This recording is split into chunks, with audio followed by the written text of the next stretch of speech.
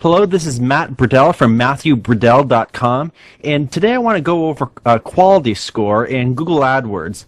And the whole importance about the quality score is that we know that for bid position in Google, there are a few different factors. There's the bid price, there's the quality of your keywords in relationship to your ad, and so here's an ad right here, and the keyword versus the landing page that you go with. So what I want to do is we want to try and go in and find out what Google is thinking, and then kind of give you a quick demonstration on how to really apply this to your website. And so what I'm going to do is I'm going to go down here. I'm in a real active Google AdWords campaign, and the keywords that I'm targeting here are SEO, as you can see in this case right here with the ad that I have, free SEO training. And the first thing I suggest everybody to do is to go in and turn on the quality score within your campaign, or in this case in your ad group itself, because they don't do this by default. So we're going to go over to the customized columns here, and I want to show quality score.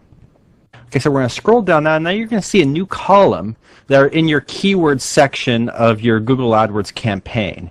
And you can see right here, there's the quality score, and you can see for this specific example, all my stuff is showing poor right now. If I scroll down, I have very few things that are better than poor. There's one little okay that's showing right there, but everything else is going to be poor, and you're going to see that the minimum bid is going to correspond to this. Now, people that have gone through the things like Google Slap are going to find that their keywords are poor and these minimum bids are even going to be higher.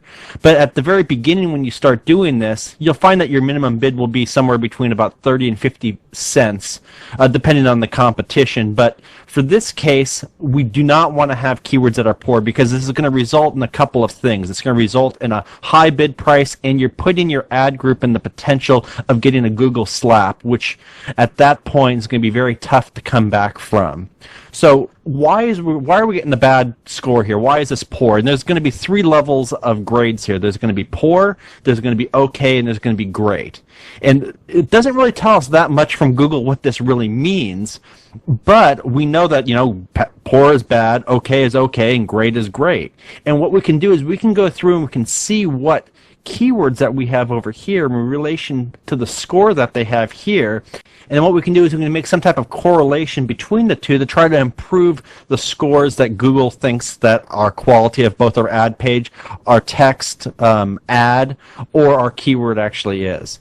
So one of the things that I know is a problem here is if I see this, the first thing I want to do is I want to first make sure that my ad's okay. And I think my ad's not too bad, because I do include terms like SEO in here. I can probably put in a few more things like the word search engine optimization if that's what I'm targeting. But I also have things like organic rank, which is slightly relevant. But if I go and I click on the link that I'm sending it to, I'm sending it directly to my home page here.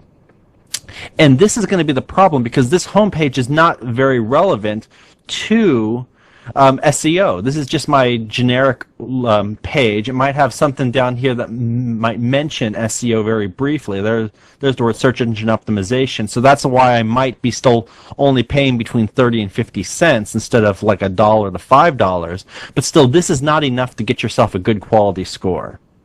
Okay, so now we're going to turn the corner a little bit, and we're going to look at a different campaign that I created, and with the same type of idea. In this campaign, I'm targeting the term HTML and HTML training. I have the same type of ad that I had before. I mentioned HTML somewhere in my header here. And if we go down now and look at my quality score, and when I turned it on in the first place, it turned it on everywhere else throughout this campaign. Now you're seeing that I have bids that are not only okay, but are considered great.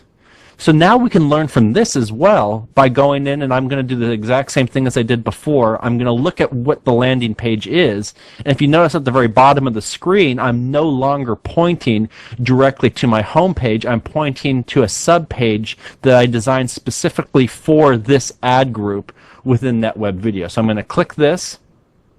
I'm going to go in, and now you can see that this page is just a preview page, but I have a nice like an H1 tag here. I go over here, I have a description that talks about HTML. I have in the description meta tags, and as well as the keyword meta tags, I use the word HTML or hypertext markup language, things that are relevant to it.